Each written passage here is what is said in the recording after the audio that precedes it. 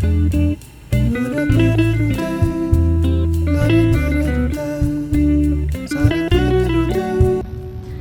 welcome back to my channel. My name is Megan, and today I am so excited to talk with you about short classics. So these are great ones to get you started with getting into the classics for the first time, or maybe rekindling your passion for the classics.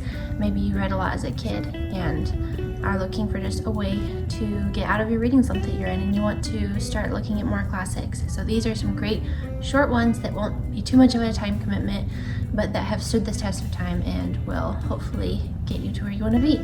So let's get started. So what defines a classic? Classic is a work of literature that has stood the test of time and is noteworthy in some way. Furthermore, Italo Calvino, I hope I'm saying his name right, probably not, was an Italian writer from the mid-20th century who came up with 14 ways to define what makes a classic.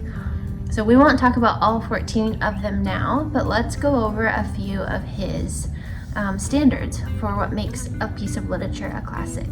Okay, so Italo Calvino's 14 criteria for what makes a classic. Number 1, he says, the classics are those books about which you usually hear people saying, I'm rereading, and never, I'm reading.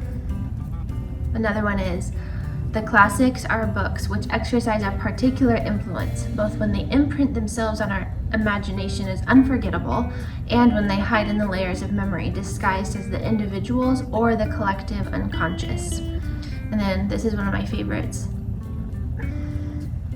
Your classic is a book to which you cannot remain indifferent, and which helps you define yourself in relation or even in opposition to it. So why are the classics important? In other words, why should you read the classics? Well, there are many reasons, but here are just a few. So you'll get to see by reading the classics just how they have influenced your favorite artists or culture as a whole. You will understand history as represented by the literature of the different time periods in a much more personal way. And through the classics, we get to experience just a vast representation of humanity and use that to learn about ourselves and people more deeply. So those are just a few reasons why anyone can enjoy classic literature. And now let's get into some specific suggestions about which short classics that you might enjoy.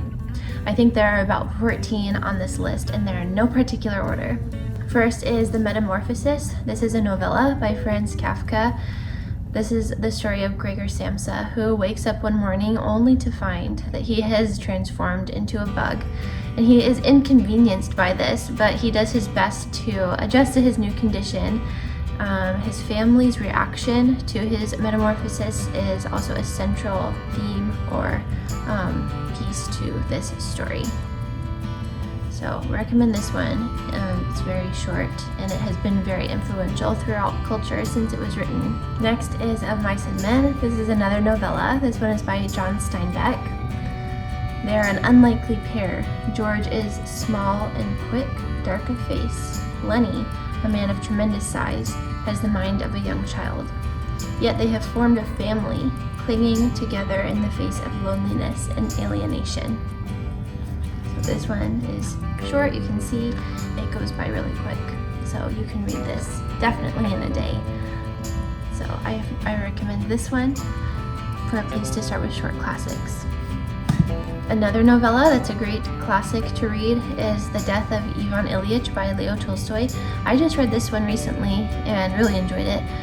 It's the story of a man who has been diagnosed with a fatal illness, and shortly after he becomes bedridden, and all the while he is just wondering what he has done, or he is questioning his pain and suffering because he hasn't done anything to deserve it. And it's about his thought process through all of that and his family's reaction to his illness as well. My next recommendation is Agnes Grey by Anne Bronte. This one is a bit longer. It's about 200 pages, maybe a little bit less. And this, I'm going to read the blurb on the back. It says, drawing on her own experiences, Anne Bronte wrote her first novel out of an urgent need to inform her contemporaries about the desperate position of unmarried, uneducated women driven to take up the only respectable career open to them, that of a governess. Struggling with the monstrous Bloomfield children and then disdained in the superior Murray household, Agnes tells a story that is at once a compelling inside view of Victorian chauvinism and ruthless materialism and the most perfect prose narrative in the English literature. I haven't read this one yet, so I'm excited to do that. Yeah, I bought this at a used book sale in the spring of this year, and I haven't read it yet, so I'm excited to do that. I just reread another Bronte book called The Tenant of Wildfell Hall, and I really enjoyed that one the second time around, but it's much longer. So this is going to be a good short read coming up soon for me. My next recommendation for a short classic is The Stranger by Albert Camus.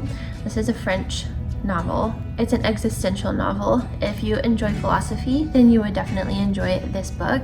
It tells the story of a man who is amoral. He doesn't feel anything at his own mother's funeral. He doesn't even cry. He commits a crime and he still feels nothing at all. And soon after, he is considered a danger to society and locked away. Nothing makes sense, and his lack of emotion doesn't make sense, but it is so felt at the same time, and it's very potent. I highly recommend it. Next we have The Catcher in the Rye by J.D. Salinger. This one was published in 1951, I believe, and Holden Caulfield is an iconic character who is a teenager filled with angst. Just in case you are not familiar with The Catcher in the Rye, let me read you the first sentence or two.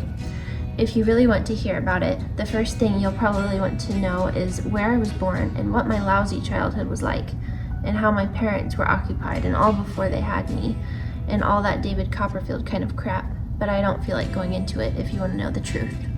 That sets the tone for the book. Next is We Have Always Lived in the Castle by Shirley Jackson. This is a novel that's about 230 pages. It's published in 1962, and I'm going to read you the first paragraph. My name is Mary Catherine Blackwood. I am 18 years old, and I live with my sister Constance. I have often thought that with any luck at all, I could have been born a werewolf because the two middle fingers on both my hands are the same length, but I've had to be content with what I had.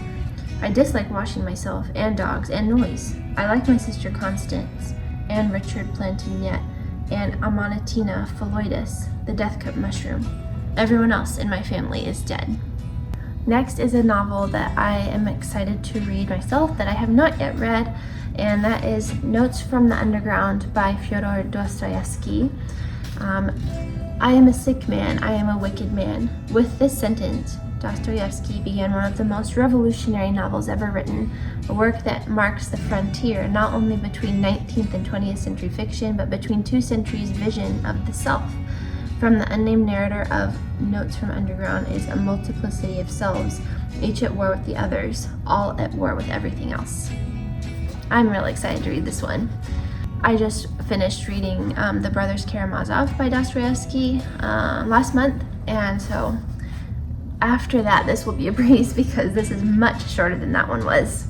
The next two on the list are technically children's literature, but you can absolutely enjoy them at any age of life. First, we have Alice's Adventures in Wonderland. This would be great if you do have children of your own or nieces or nephews that you would like to read with. This one is a classic for any age. About Wonderland. On the back it says, Wonderland is a fantastical place where nothing is quite as it seems. Animals talk, nonsensical characters confuse, Mad Hatters throw tea parties, and the Queen plays croquet. Alice's attempts to find her way home become increasingly bizarre, infuriating, and amazing in turn. It's a beloved classic. And then the other children's book that I have on the list is The Secret Garden by Frances Hodgson Burnett. Oh, I didn't say this one is of course by Lewis Carroll, Alice in Wonderland. Back to Secret Garden. Mary Lennox is an unhappy and unloved little girl. Sent to live at her uncle's gloomy manor in Yorkshire, she is determined to hate her new home. But when she unlocks a hidden garden in the grounds, the magic of the place starts to weave its spell on Mary and those around her. By the way, I've just read this one.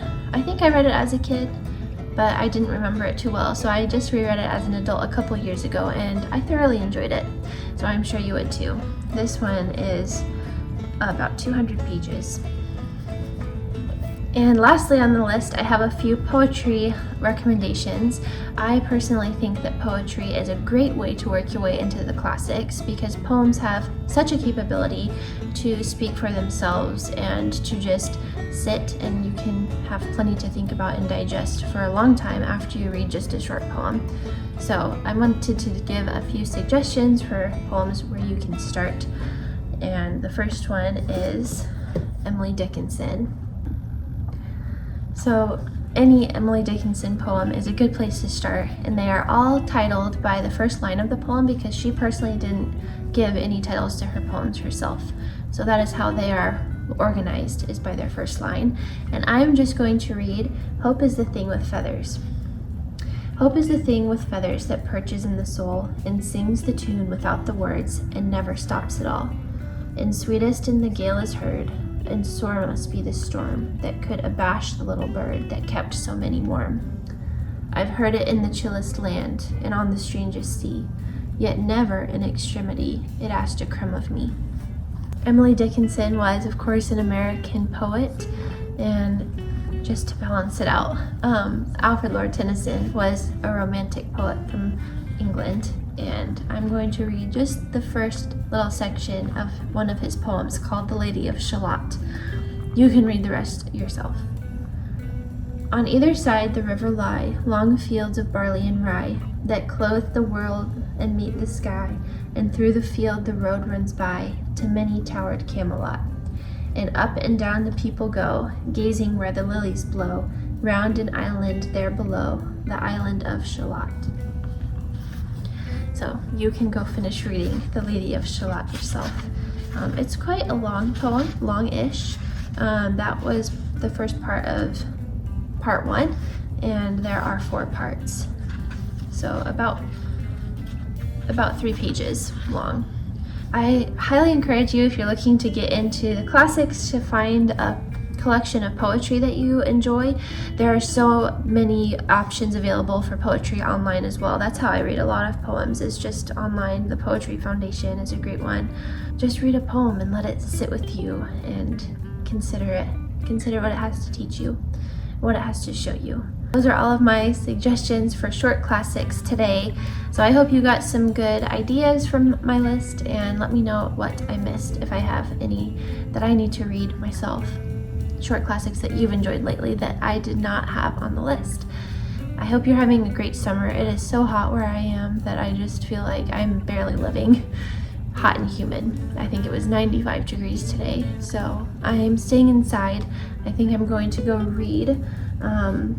I'm currently reading The Familiar by Leigh Bardugo. I am not by any means a fantasy lover, but the first 3 chapters of this have been great. I've really enjoyed them, and I hope that I continue to enjoy it, because even though I'm not a fantasy lover, I really want to like fantasy.